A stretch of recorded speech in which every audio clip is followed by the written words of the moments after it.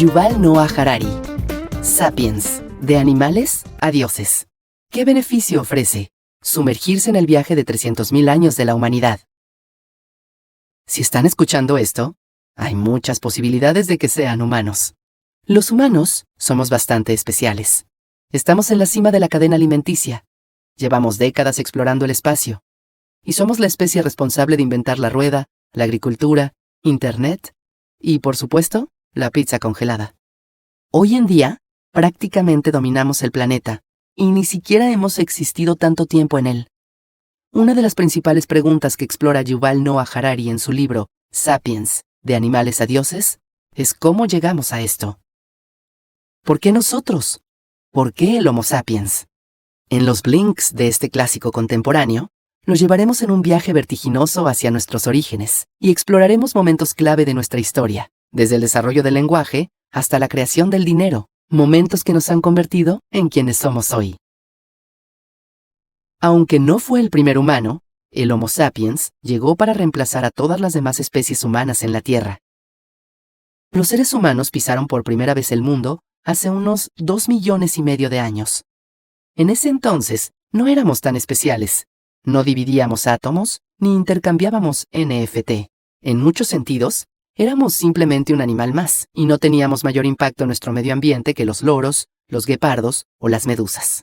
Claro, teníamos cerebros grandes, caminábamos erguidos, usábamos herramientas y éramos muy sociales, pero no éramos los únicos.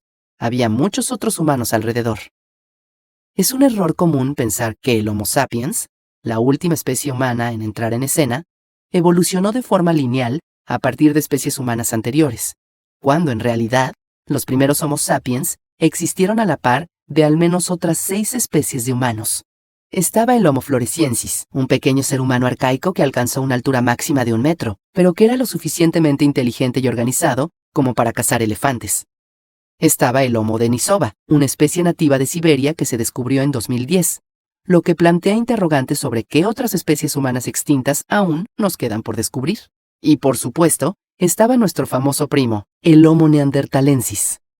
A pesar de llamarnos sin pudor Homo sapiens, que en latín significa hombre sabio, definitivamente no éramos los únicos simios inteligentes que andaban por ahí. De hecho, los neandertales cazaban mamuts y perfeccionaron sus técnicas de asar carne mucho antes de que existiéramos. Además, sus cerebros eran más grandes que los nuestros. Entonces, si no éramos tan especiales en nuestros días de juventud, ¿cómo es que prosperamos y nos extendimos por todo el mundo, mientras que otras especies humanas se extinguieron y apenas dejaron rastro? ¿Qué sucedió con todos nuestros primos? Hay 2 teorías contradictorias para explicar esto, una un poco más íntegra y la otra más siniestra. La teoría del entrecruzamiento sugiere que el Homo sapiens comenzó a aparearse con otras especies de humanos, sobre todo con el Homo neanderthalensis, lo que resultó en la fusión gradual de estas 2 especies.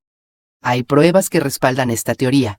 El ADN de los europeos modernos contiene entre el 1 y el 4% del ADN de los neandertales y algo de ADN de otras especies humanas anteriores. Pero los críticos de esta teoría señalan que el apareamiento entre neandertales y sapiens rara vez podía ser posible porque eran especies diferentes y no poblaciones de la misma especie. La teoría del reemplazo, en cambio, sugiere que el Homo sapiens, gracias a sus habilidades y tecnología ligeramente superiores, llevó a otras especies humanas hacia la extinción, ya sea quitándoles sus fuentes de alimento o matándolas de forma violenta. Si esta teoría es cierta, queda claro que no hemos superado nuestra tendencia a matar a otros humanos en función de disputas sobre recursos y diferencias superficiales. Entonces, ¿qué teoría es cierta? ¿Nos cruzamos con otras especies humanas y nos convertimos en una gran familia feliz? ¿O llevamos a nuestros primos a la extinción?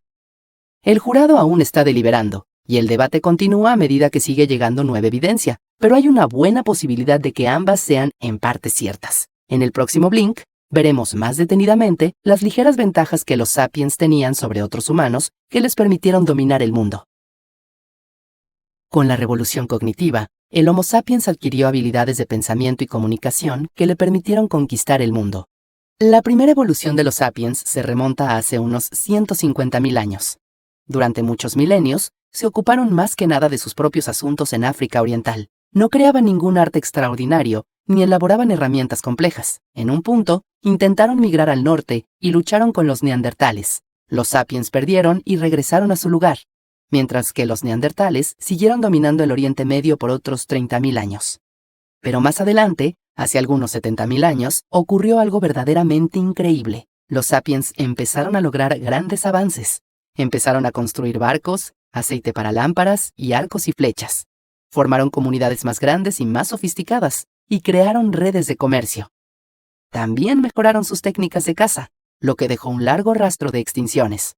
Por ejemplo, hace tan solo 50.000 años, Australia estaba habitada por una multitud de mamíferos terrestres de gran tamaño, como perezosos terrestres de 6 metros de altura y armadillos del tamaño de minivans. Pero en el plazo de solo unos miles de años, desde la llegada de los Homo sapiens, la gran mayoría de estos animales se extinguieron. Y luego, fueron otras especies humanas las víctimas de nuestros ancestros sapiens, como vimos en el último Blink. Cuando los sapiens dejaron África por segunda vez, lucharon contra los neandertales nuevamente. Esta vez ganaron. No solo conquistaron el Oriente Medio, sino que eliminaron a todas las demás especies humanas de la faz de la Tierra.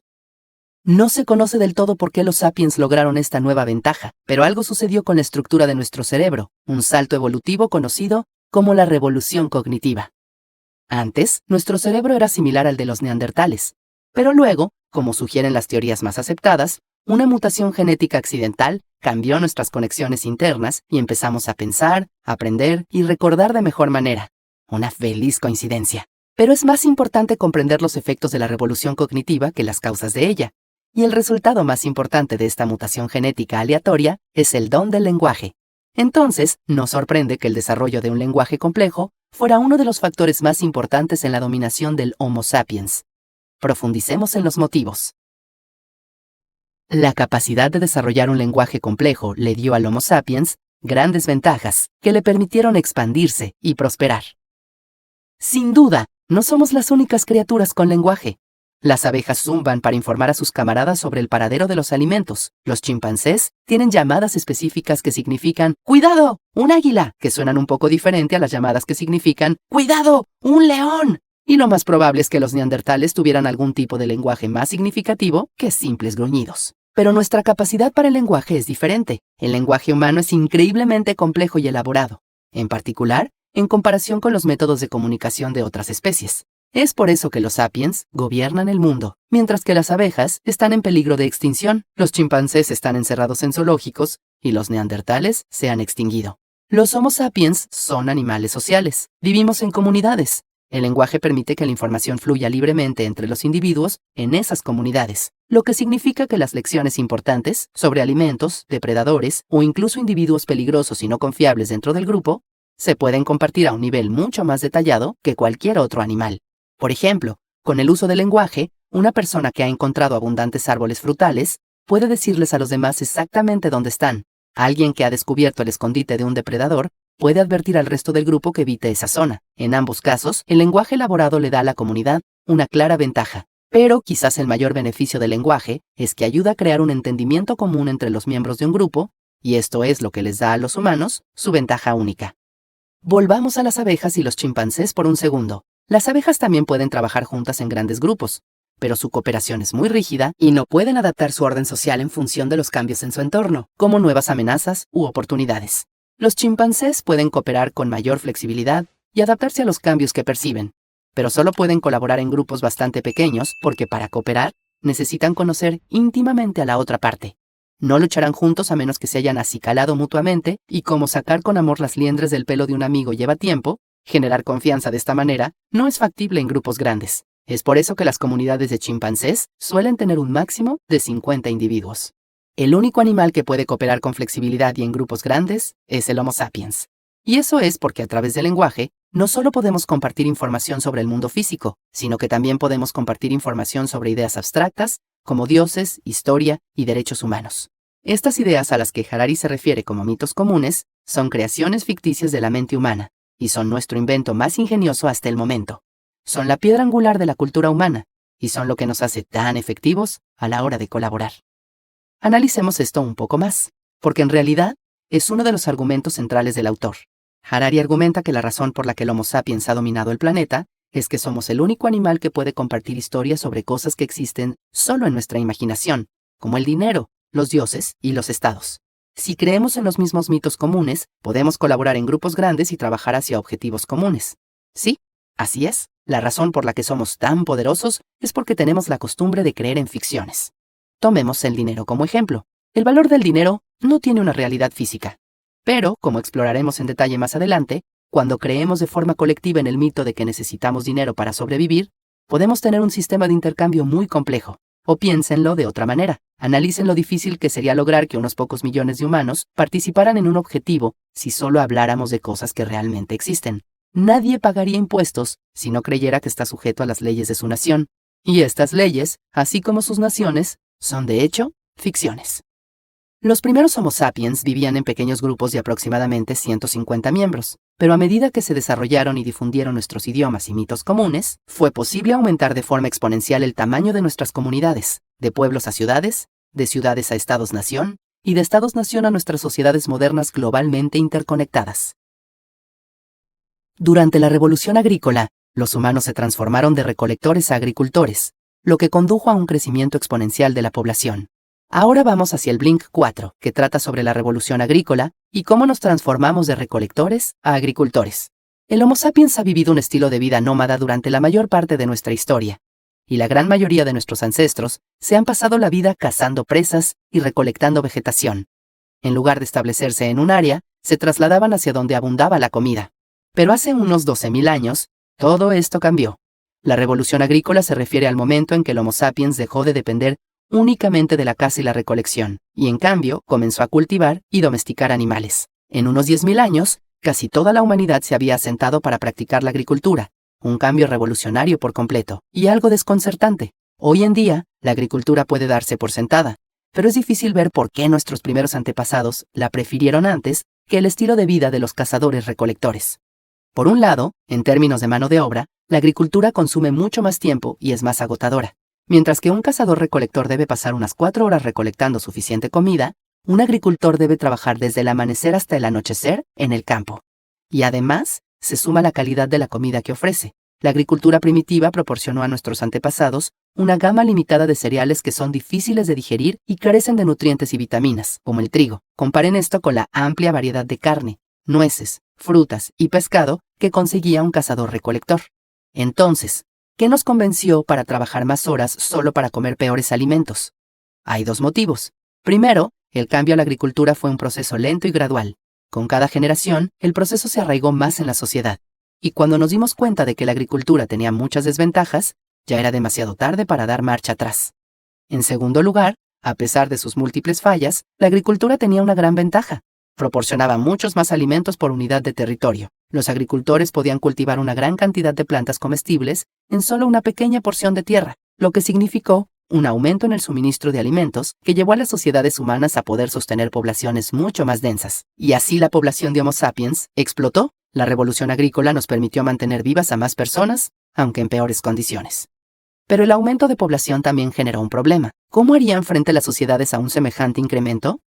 Estos son desafíos a los que aún nos enfrentamos hoy y son los que exploraremos en los próximos Blinks.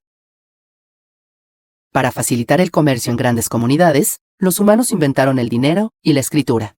La vida antes de la revolución agrícola era relativamente simple. Si había poca carne, simplemente se podía pedir a los vecinos que compartieran sus excedentes. La mayoría de las veces, estos ayudarían con la certeza de que, si en el futuro ellos estuvieran en problemas, les devolverían el favor. Pero con el desarrollo de la agricultura, esta economía de favores se convirtió en un sistema de trueque. ¿Por qué? Debido a su eficiencia, la agricultura permitió a las personas producir suficientes alimentos para la comunidad. Al no estar ya bajo la presión constante de buscar la próxima comida, algunas personas desarrollaron nuevos oficios como la herrería y el tejido.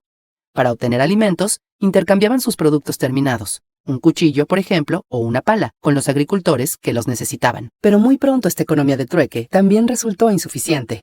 A medida que el mercado de intercambio siguió creciendo, se volvió más difícil encontrar a alguien que quisiera sus bienes y cuyos bienes alguien quisiera a cambio.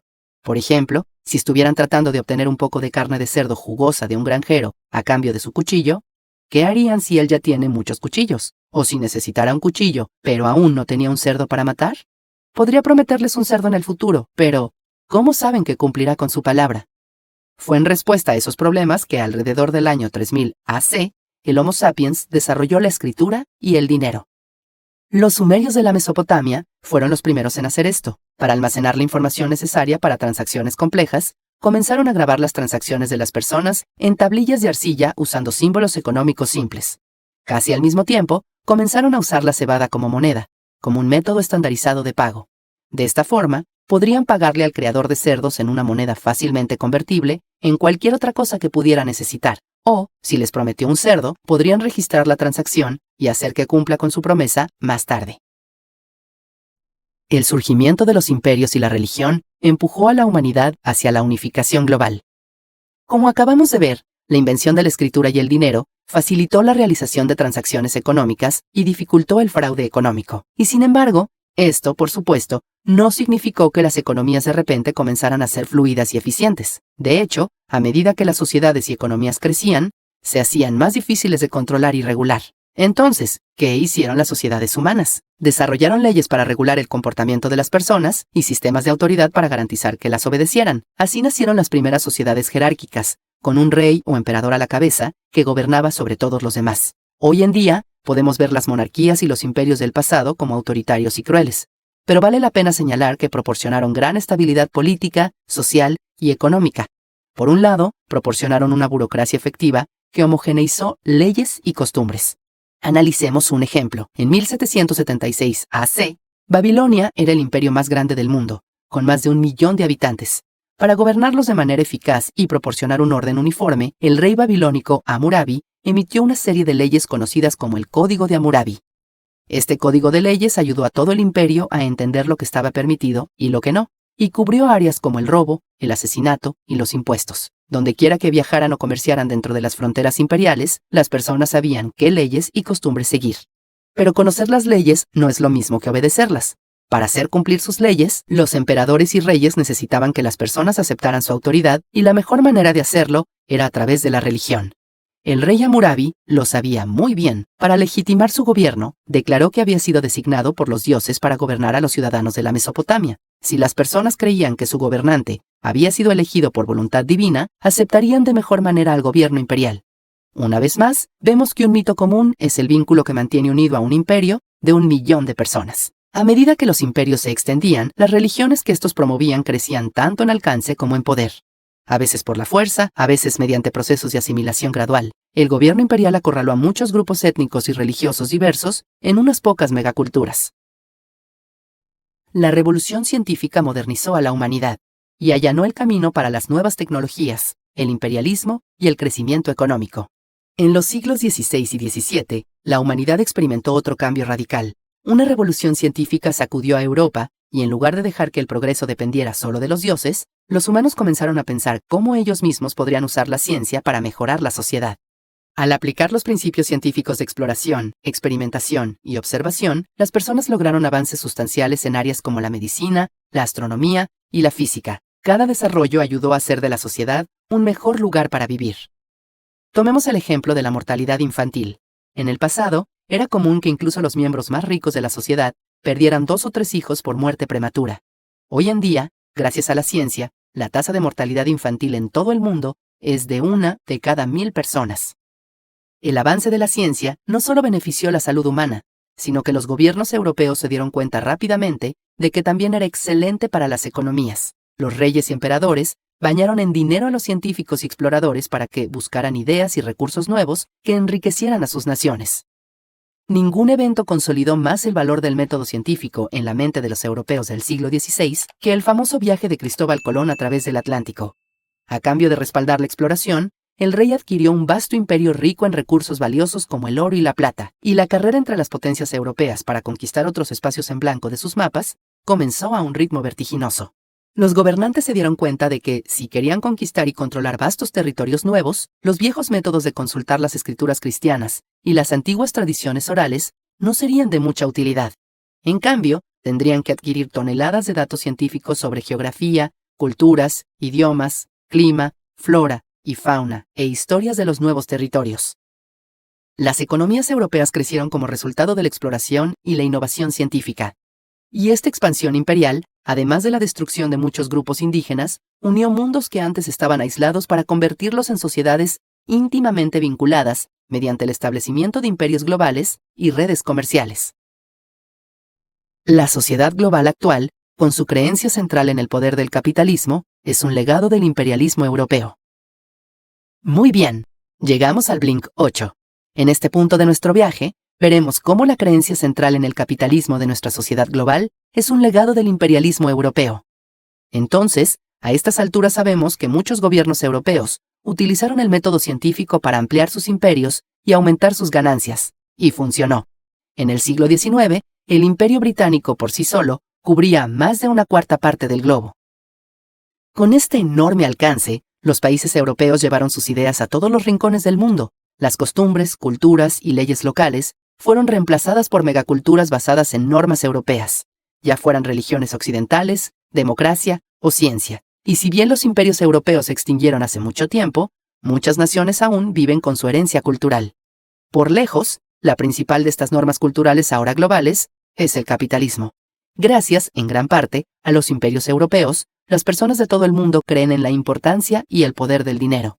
Hoy en día, ya sea en Brasil o Bután, Canadá o Camboya, la mayoría de las personas viven centrando sus vidas en el dinero y las posesiones materiales. Todos queremos maximizar nuestros ingresos o exhibir nuestra riqueza con ropa y aparatos. De hecho, con el apoyo de la ciencia, el poder y el alcance del capitalismo global, están perjudicando muchas otras culturas globales, en particular, la religión. La ciencia moderna ha refutado muchos principios religiosos. La mayoría de las personas ya no cree que Dios creó el mundo en 7 días. Ahora creemos en la teoría de la evolución de Darwin a través de la selección natural. Como se cuestionan las verdades de la religión, la ideología capitalista pasa a primer plano. Entonces, en lugar de la creencia tradicional de esperar la felicidad en el más allá, en estos días nos concentramos en maximizar nuestro placer en la tierra. Esto, por supuesto, nos lleva a buscar, comprar y consumir cada vez más productos y servicios de las publicidades para hacernos más felices. La humanidad nunca ha sido más pacífica que en estos tiempos globalizados. La globalización ya está en marcha, pero no todo el mundo está feliz con esto. Los críticos de la globalización afirman, entre otras cosas, que perjudica la diversidad cultural, porque convierte al mundo entero en una unidad homogénea y aburrida. A pesar de críticas como estas, la globalización tiene un gran beneficio. Ayuda a hacer del mundo un lugar más pacífico. Las naciones modernas dependen unas de otras para su prosperidad.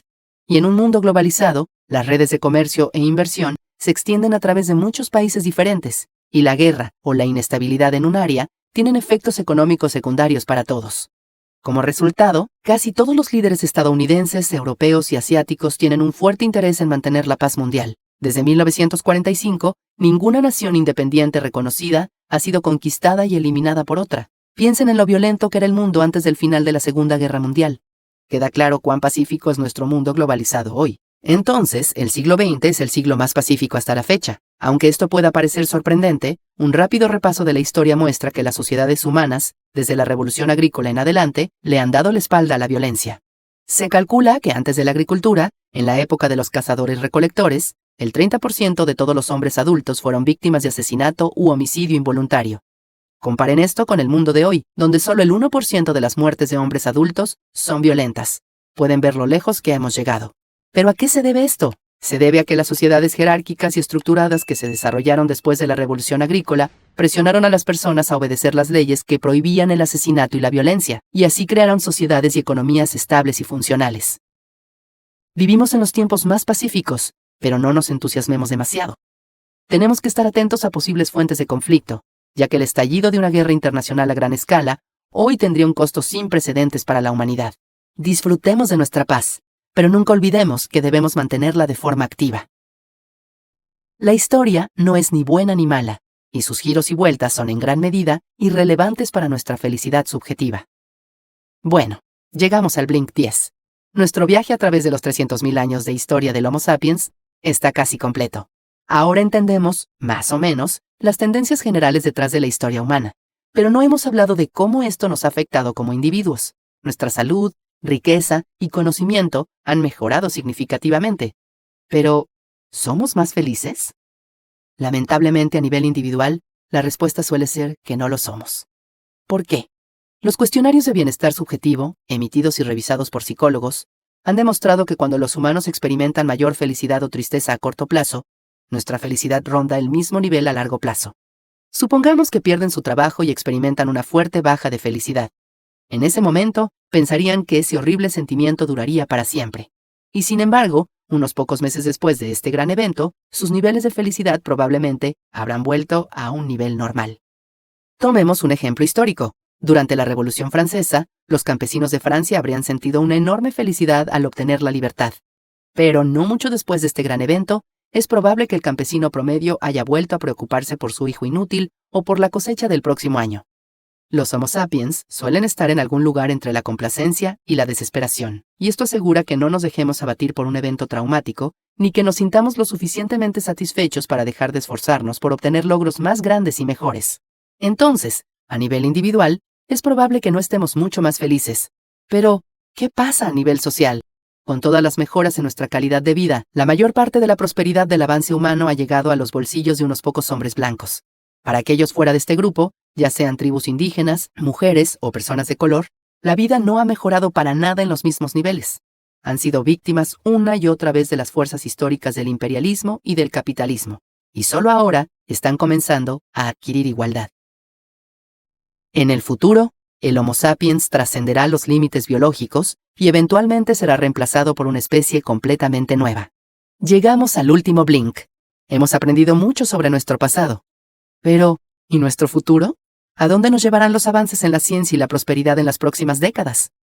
Los científicos ya están trabajando para responder estas preguntas. Han logrado avances considerables en campos como la tecnología biónica y el anti-envejecimiento. En el campo de la biónica, la fusión de humanos con máquinas, los científicos han logrado avances impresionantes. Cuando Jesse Sullivan, un electricista estadounidense, perdió ambos brazos, los científicos pudieron proporcionarle nuevos brazos biónicos, brazos que funcionan solo con el pensamiento. Los científicos también logran avances rápidos en el campo del antienvejecimiento. Hace poco, han encontrado una manera, a través de la alteración de su genética, de duplicar la vida útil de ciertos gusanos, y también están muy cerca de hacer lo mismo con los ratones. ¿Cuánto tiempo pasará hasta que los científicos extraigan el gen del envejecimiento de los humanos? Tanto el proyecto para detener el envejecimiento como el desarrollo de tecnología biónica son parte del proyecto Gilgamesh, la gran búsqueda científica para descubrir la vida eterna. Entonces, ¿qué nos detiene? Por el momento, el estudio científico en estas áreas está limitado por varias restricciones legales basadas en cuestiones éticas. Pero estas barreras no pueden durar para siempre. Si la humanidad gana la más mínima oportunidad de vivir de forma indefinida, entonces seguramente nuestro deseo de alcanzarlo superará todos los obstáculos. Es probable que en un futuro no muy lejano, nosotros, los Homo sapiens, cambiemos nuestros cuerpos de forma tan drástica a través de la ciencia que, en teoría, ya no seremos Homo sapiens. Más bien, nos convertiremos en una especie completamente nueva, mitad orgánica, mitad máquina.